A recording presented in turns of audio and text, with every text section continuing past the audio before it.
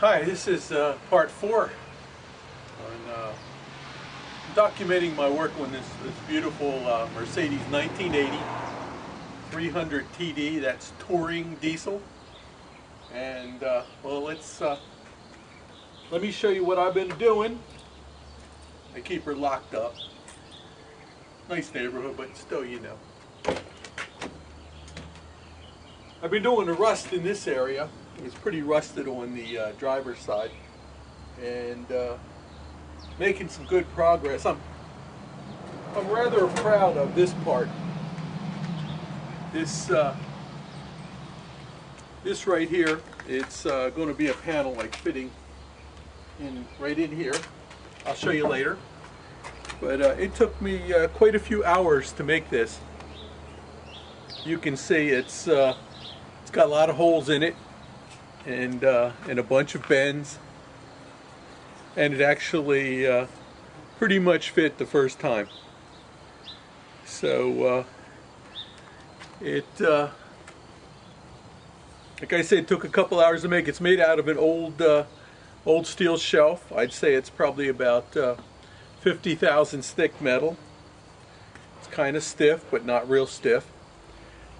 I used to use 18 gauge in my other car for this, but that was just too hard to work with. This is actually thicker metal than was in the car when it was built. So let me switch off and switch mounts, and I can show you how it's going to fit in there. All right, I got the mic off my my trusty tripod and onto my my hand boom, if you want to call it that. The camera on a stick. Here's the part. I'll get some good lighting on that. There it is. And see the multiple bends. And it's going to go into the car. Let's see if I can organize this a bit better. It's going to go into the car like that. See? The holes right here are for pop rivets. Now what I do is, I can show you the rear piece here. What I do is I fix it in place with self-tapping sheet metal screws, and I don't weld it right away. So I put it in with the sheet metal screws, and then I'll weld down here to the bottom. That'll be along like this, along here.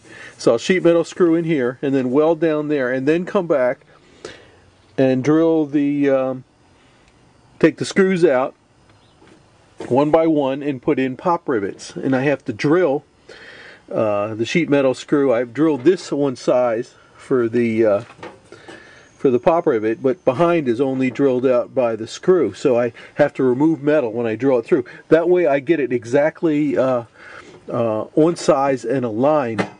And since you've already welded all the distortions that happen with welding, you get a fairly good close fit and everything is tight.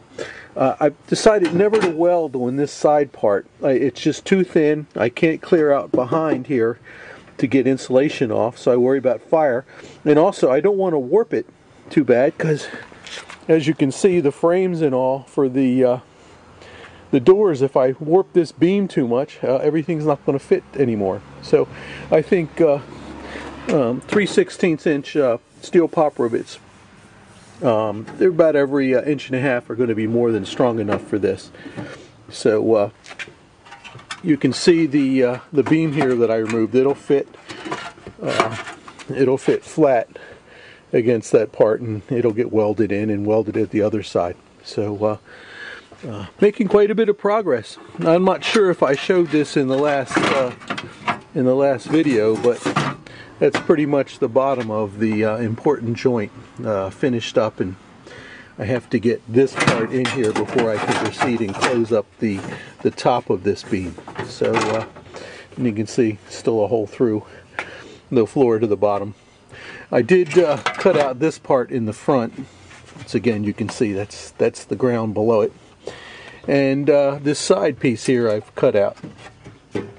So that's once I clear this, get this welded, then I'll work forward and then I'll seal this in and put this piece in.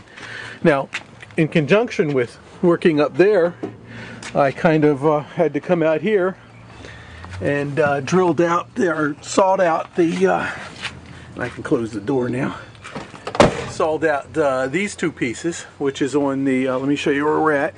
It's the side of the car, down low, and that's the jack hole, which was kind of rusted out, and you can see that it's cut through on the inside too. It gives me a lot of access around this mount, and you can see how it's fixed on the bottom there and goes up into the frame. So these jack mounts are have their own little support system. It's not just attached here. So anybody working on these cars, you got to know that. You got to get in here and clean around in here a little bit and paint it with some that kind of paint that mixes with rust and keeps it from completely rusting out.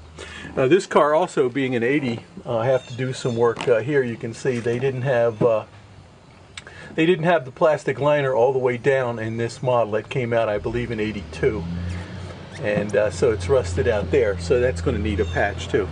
This is fairly cut square. I'll be able to get a patch in there and weld it. And this one was unusual in here. I think that was, I haven't seen that before. I'll have to put another patch there. I'm basically down to solid metal on all sides there. Should be easy. And you can see the rear of it. It's not bad at all. Yeah, I did do, let's see if I can show that. I did seal this up fairly well. That was a little part I had to do. I did that a couple of days ago. A little bit, I haven't ground anything down, so it's a little crude, but that's the part where the corner on the inside, this right here would be the front of the back seat, and underneath the back seat is where they attach the rear suspension, keep the suspension from falling off backwards. So that kind of ties in right there to the frame. So I kind of wanted to get this little structural, a little more than just putty there. So I think I did a good job. Anyway, it's slow progress, but I love the work, and I'll be doing a little bit today, working into it. We get a nice break in the weather, so I'm still hopeful to have it finished in a year or two. If I don't, I'll probably end up divorced. Well, what can I say? Hey guys, enjoy your work.